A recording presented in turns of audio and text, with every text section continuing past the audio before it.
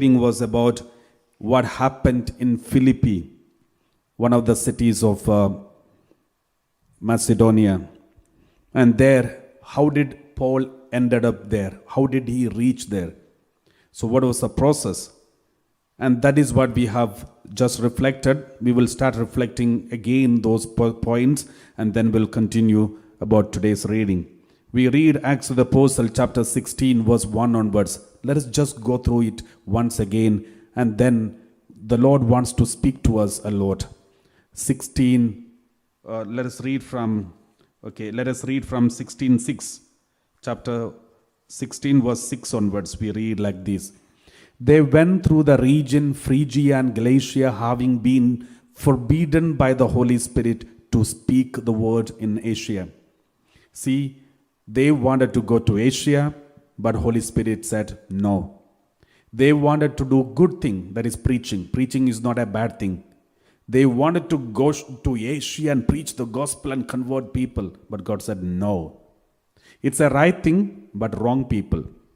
So you are not the one who is supposed to be sent to Asia. There will be someone else will be doing this ministry to preach the gospel in Asia. But you are not supposed to go there. What does it mean? Not all the good works are supposed to be done by us. We have some good works which God has kept for us. We need to find it out and do it. Otherwise, even though I have my own desires to do certain good work, I won't be able to do it if it is not the will of God. So it's better to obey the voice of the Holy Spirit and go according to His plan than go according to our plan. So sometimes God doesn't want to do certain good things which can be done, but God said, no, it's not for you to do. Someone else will do it. I will appoint someone else to do it. You don't do it. And the Lord will open another door in front of you. As I've told you already, if God blocks one door, He will surely open another door. But if the evil spirit block one door, he will not open any other door. Even if he will open a wrong door. So when you see a good work is blocked, and if you see another better work and good work, or maybe another work is open for you, go for it. Maybe even if it is a low grade good work, don't worry, go for it. God has got a special plan for you. Here the Holy Spirit blocked them when they wanted to go to Asia. And then what did they do? They took another route. Let's read verse 7. They took another route. Verse 7 we read, when they had come opposite Mysia, they attempted to go into Bithynia, but the Spirit of Jesus did not allow them. First they wanted to go to Asia. God said no. We don't know how God spoke to them. Maybe an inner voice, maybe a prophecy from somebody, maybe their journey is blocked, circumstances blocked them. We don't know how the Holy Spirit spoke to them, but it is written there, Holy Spirit stopped them. So it is the work of the Holy Spirit, the Spirit of the Lord Jesus. So once they were blocked from going to Asia, now they wanted to go to Bithynia. But then again, the Holy Spirit blocked them, did not allow them. My dear brothers and sisters, we all have our own plans. But if God doesn't want us to do certain things, don't force. Even if you force, it won't happen. Sometimes we want to do certain ministry and unnecessary blocks are coming. And we are trying our best, or we are praying a lot, but this ministry is blocked. Then leave it. We have something else the Lord is opening. So it will be done by someone else. This ministry, that ministry, the particular ministry will be done by someone else, but may not be by me, by us. Then we have to the Lord will open another door and we have to take that route. And then, but the Holy Spirit, the Spirit of Jesus did not allow them. Verse 8. So passing by Mysia, they went down to Troas. They reached Troas. So that was the place where they were supposed to be going as per the Holy Spirit. And they only came to know this is the place where they are called to do ministry only after reaching that place. Remember, they started journey long back. They wanted to go to Asia, then that was blocked. They went to another Bithynia, and that was blocked. And then they came to Troas, and then they were able to do some ministry there. Only then they came to know this is the place we are supposed to go. My dear brothers and sisters, sometimes your future ministry may not be given to you beforehand. The Lord will not tell you, okay, you are supposed to go there and do this and do that and do this. No. Some people sometimes come and say, Father, please pray for me and let me know what is my future. My dear brothers and sisters, the Lord need not tell you like that. The Lord just wants to guide you each moment. The Lord God is not a fortune teller. Sometimes I have seen people are making use of the charismatic gifts as a fortune telling. Many people are interested to go to the retreat center because they want to go for counseling. In the counseling, the counselor will give you the future and tell you about the future. Please don't encourage such kinds of things, because it is another superstitious beliefs, or it will lead people to another superstitious belief of another spiritual fortune telling. It is not healthy for our spiritual life. My dear brothers and sisters, God will guide you. God wants to guide you not through a counselor, not through a priest, not through someone else. Maybe you are touched through the preaching of a priest, through the preaching of a preacher or a pastor, whoever may be. But doesn't mean you should surrender your life in front of that person. Now God wants to lead you directly, personally. How is it possible? That is what I'm going to speak to you today. Therefore, my dear brothers and sisters, don't surrender yourself totally in the hand of anyone. Don't encourage any spiritual fortune telling. The Holy Spirit will guide you in His own way, not as we expect. We just need to surrender ourselves totally in the hand of the Holy Spirit. He will guide you in the right track. Remember, though Paul himself was an apostle, a very anointed one, he did not know beforehand that he is supposed to be going to Troas. He came to know that he is supposed to be going to Troas only after reaching there. He thought he's supposed to go to Asia, and when he came there about to reach Asia, God said no, blocked. Then he thought he's supposed to go to Bithynia, but that was blocked. Then another road was opened, that was to Troas, and when he reached there was no block, and he came to know this is where he's supposed to be there. So Holy Spirit will lead you each moment, each second.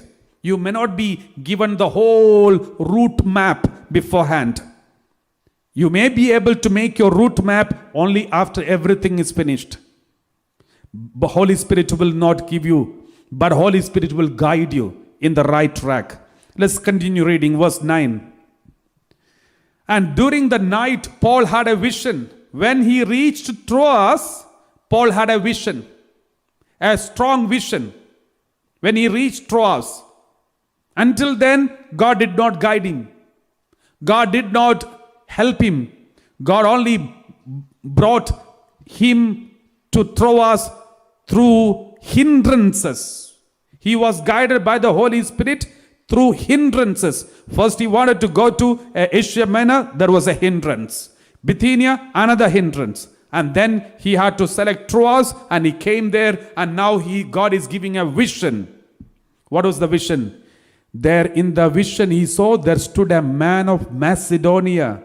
God is giving a vision. What is that? Now the next you have to go to Macedonia.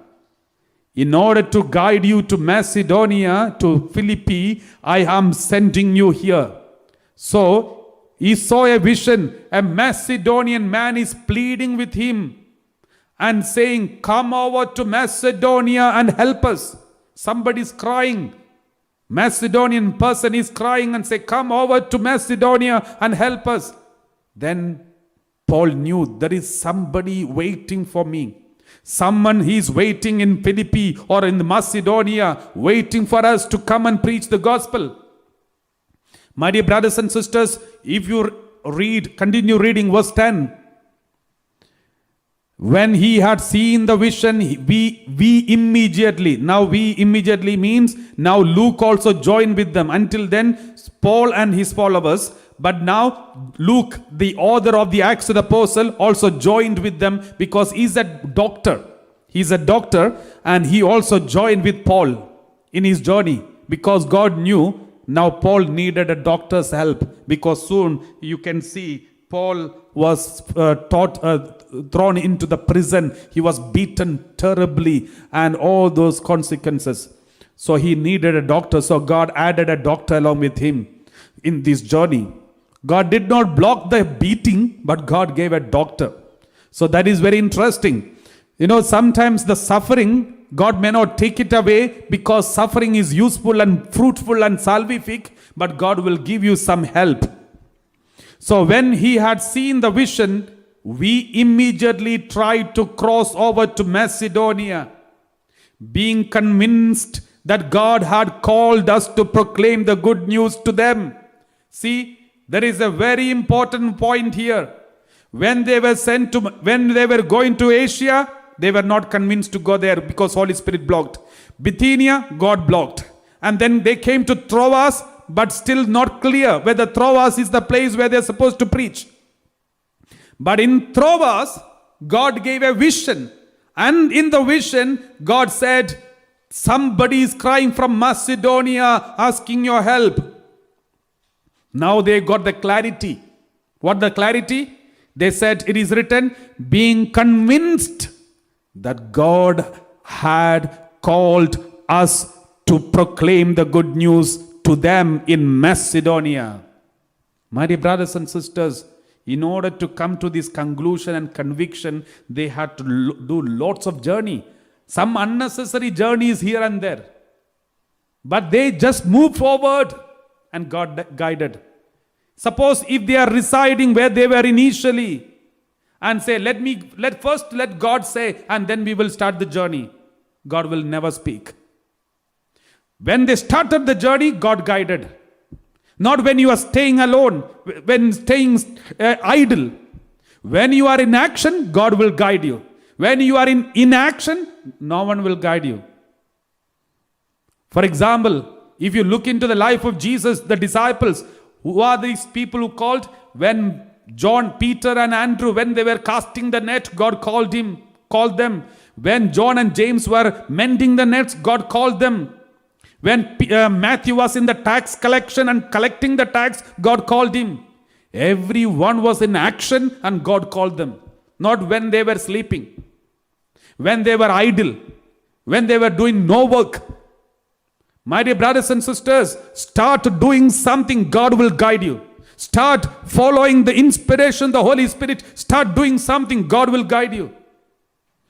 When Mother Teresa started her ministry, she didn't know what to do. She didn't know whom to depend, whom to call, whose help she should seek for. But she just started. She went to the street. She saw one person who is about to die. The whole body is wounded and worms in the body. She collected the body and went to a temple because she didn't get any other place. And in front of the temple there was a shed, and she laid that body, that person's body there on the floor, and she started taking care of that person, started nursing that person. There was nobody to help, no support, no community member, no follower, nobody. She started doing these nursing work, taking care of that sick person. And then God guided, gave one house and some followers, some medicine, some help, some financial help, and some place. One by one, God added. Now they have become a religious congregation filling almost all the countries in the world. The missionaries of charity sisters who are taking care of thousands of orphans and poor people. Everything started not because Mother Teresa was given all the blueprint of all what she was planning to do beforehand. God did not give the blueprint of everything. God gave her guidance each moment, each day when she started the work. So don't worry and don't wait for the whole blueprint to be given first and then start the retreat, start the ministry. I remember even in Divine Retreat Center, Father George Panekel and Father Matthew Naikem Rebel, when they started the retreat center in Divine Muringur, initially they just had a shed with the parched leaves, and so it's a small shed. Those of you who have already visited that retreat center sometime back, you may know the small shed they had. And then as the people increased, they added new buildings, new shed, new places. And likewise, now it has become the biggest retreat center in the world. My dear brothers and sisters, this is how God guides us. We don't know what is going to happen in the future. But just allow us to be in the hand of God, an instrument in the hand of God. God will guide you step by step. And He will lead you to the right track. Sometimes hindrances block. Don't worry, don't move backward. But there is a door opened. Go forward. Through that door, you will reach the place where you are supposed to reach. So, Bible says, when he had seen the vision, we immediately tried to cross over to Macedonia. That means God wanted them to go to Macedonia. That was the place God has chosen. But they did not know this before their journey started. They started to Asia, blocked. Bithynia, blocked. Troas. And in Troas, they were guided to go to Macedonia because they had a vision. And now they are convinced they are supposed to go to Macedonia. Then verse 11. Where we set sail from Troas and took a straight course to Samothrace, the following day to Neapolis. See, they are journeying one place, and they have an aim. They know where they are supposed to go, and they want to go to Macedonia. So they travel from one place to one place, and at the end they reached Neapolis. And then verse 12. And from there to Philippi. It's in Macedonia. They reached to Philippi, which is a leading city of the district of Macedonia and a Roman colony.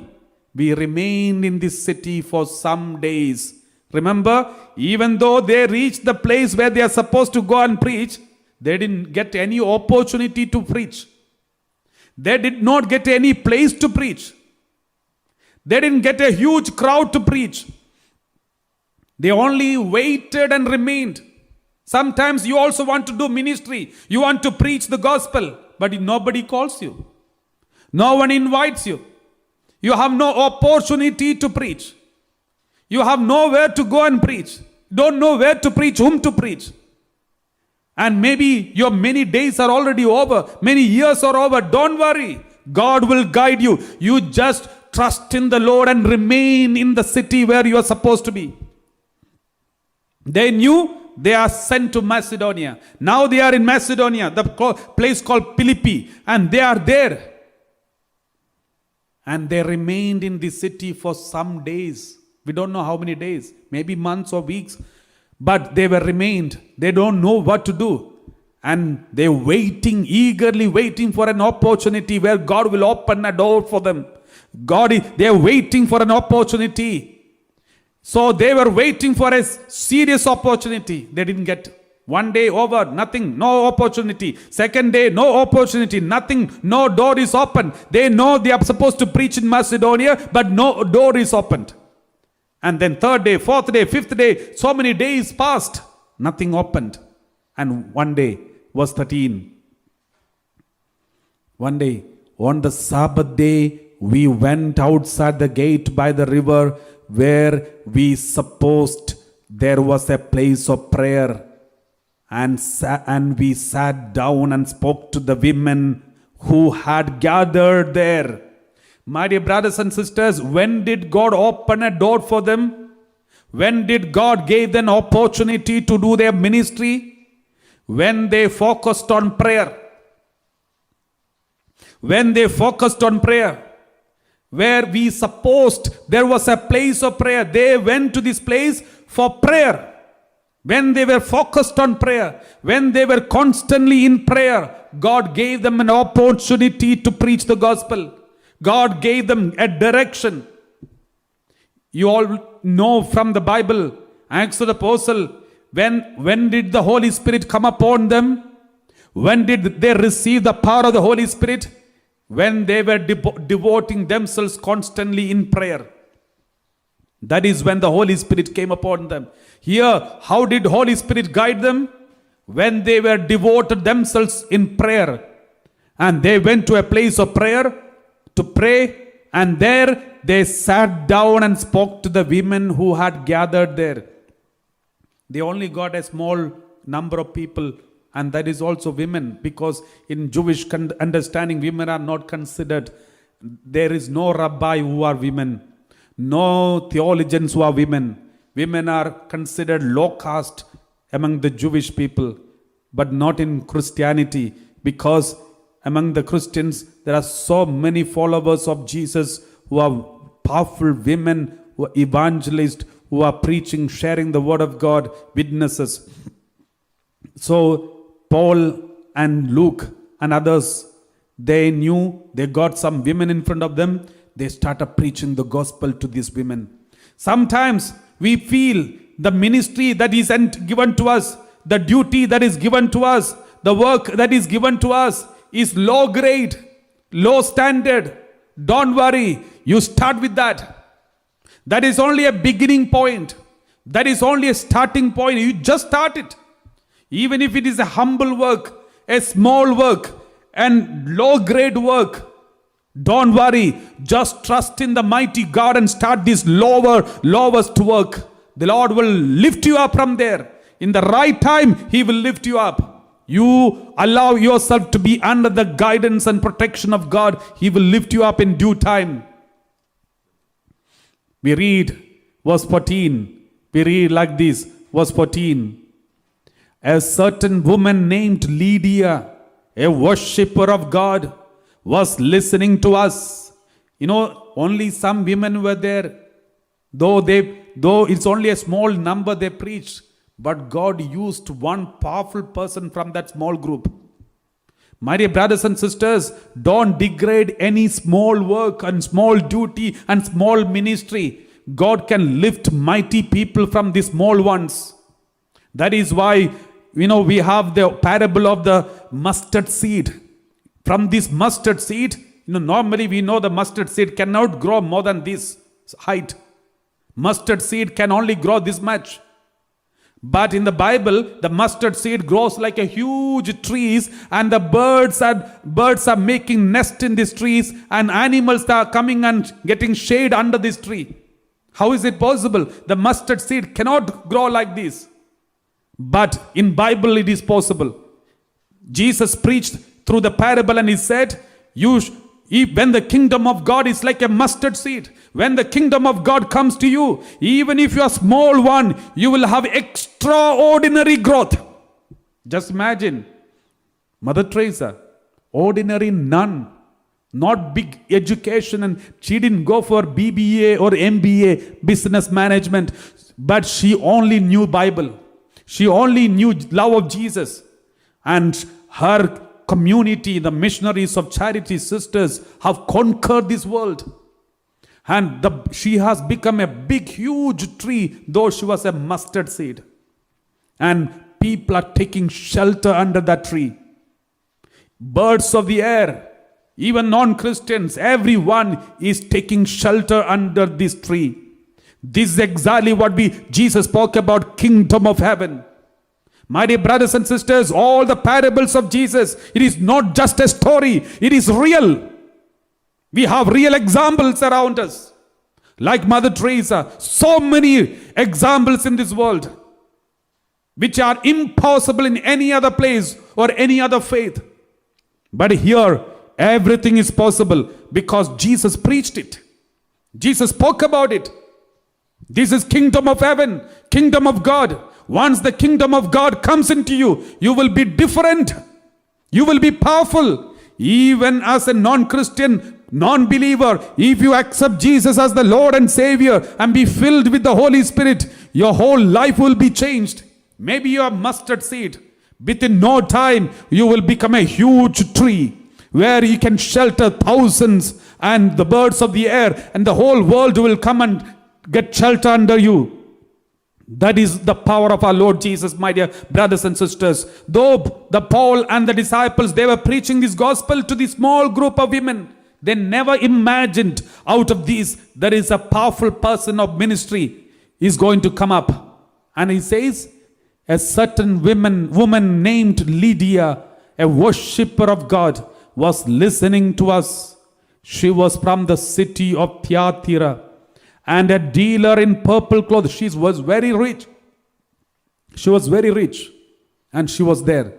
The Lord opened her heart to listen eagerly to what was said by Paul. She's already a worshipper, but God opened her heart now.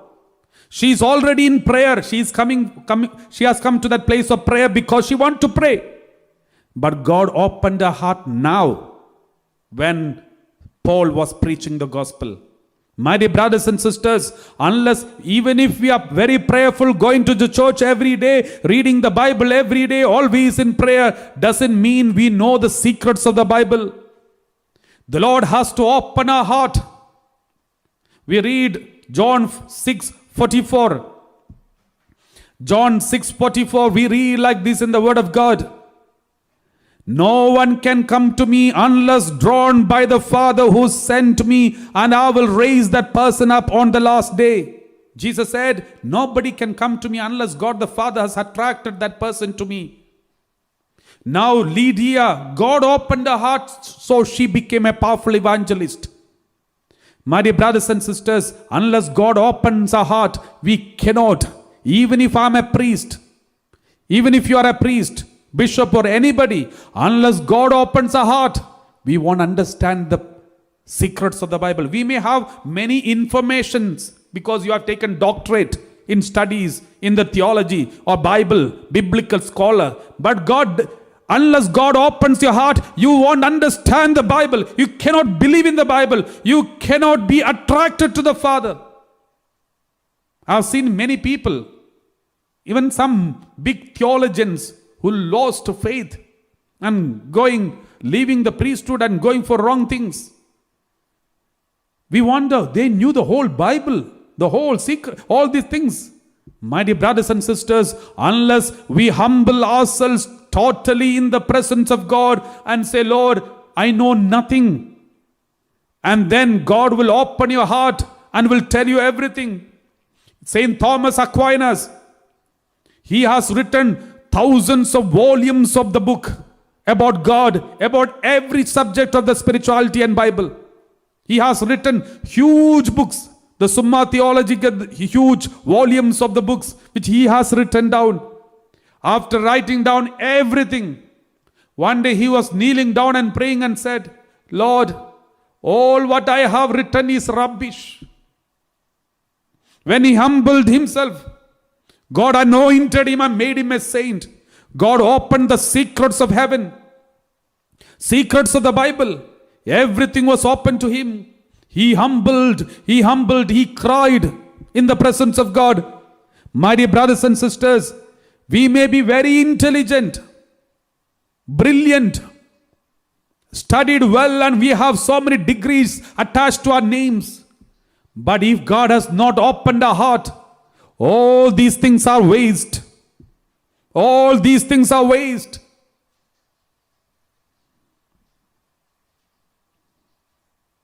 This is very important, my dear brothers and sisters. Let's continue reading Acts of the Apostle. The Word of God says, chapter 16, verse 12 onwards. And from there, Philippi, which is leading city. 13. On the Sabbath day, we went outside the gate by the river where we supposed there was a place of prayer. And we sat down and spoke to the women who had gathered there. Verse 14. A certain woman named Lydia, worshipper of God, was listening to us.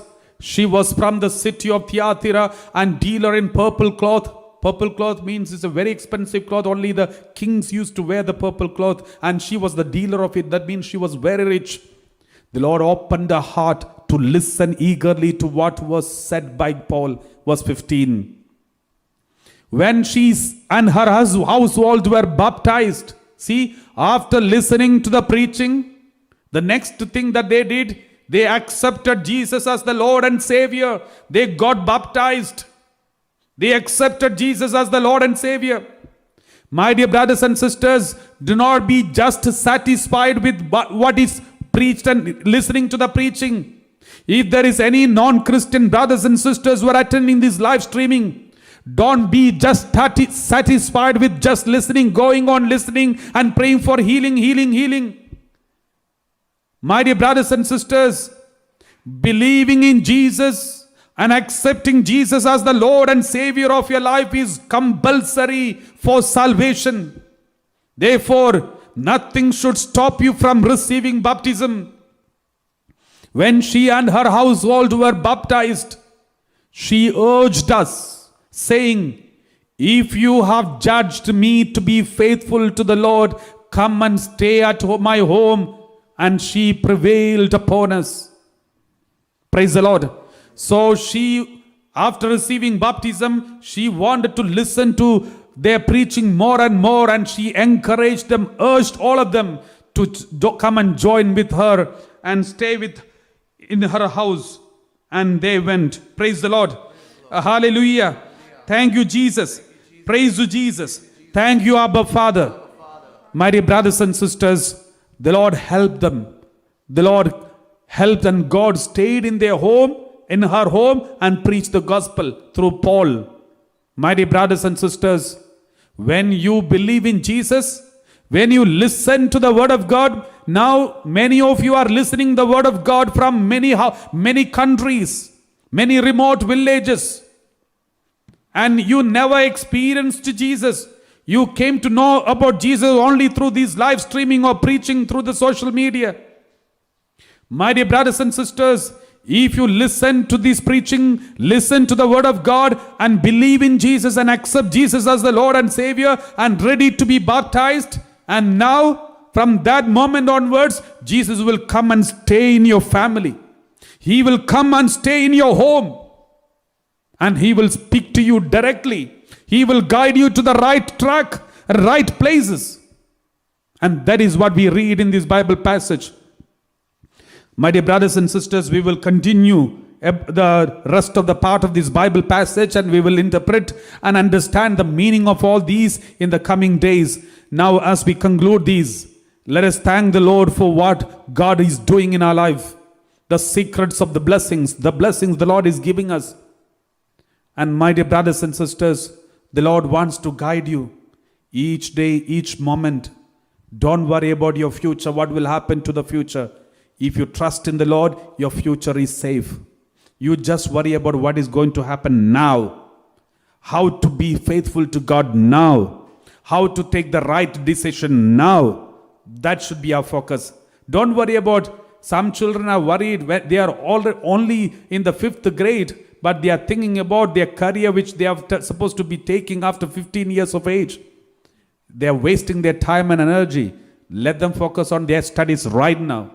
Some people already 9 years old, they are trying to search for their girlfriend and boyfriend.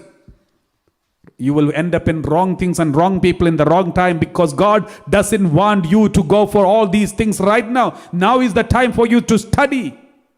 If anyone go for wrong things right now, thinking that it's a good thing, okay, getting married is a good thing, and finding out a good life partner is a good thing, but not in the wrong time. Therefore, we have to be very careful about these. Think about what is the best now. God will guide you, help you, and the Lord will help you. And just focus on what you are supposed to be doing right now. The disciples, they knew they are supposed to come and preach. They came, but they didn't get an opportunity. Then they prayed. They continued praying, not one day, many days. And then the Lord opened a small opportunity, and it was a big opening for them. And they established a church in Philippi. And that's how St. Paul even wrote a letter to the Philippines. So, my dear brothers and sisters, let's close our eyes and pray together in our mind and ask the Lord, Lord, I surrender myself totally into your hand. Each moment you lead me. Each second you guide me. Each day you help me.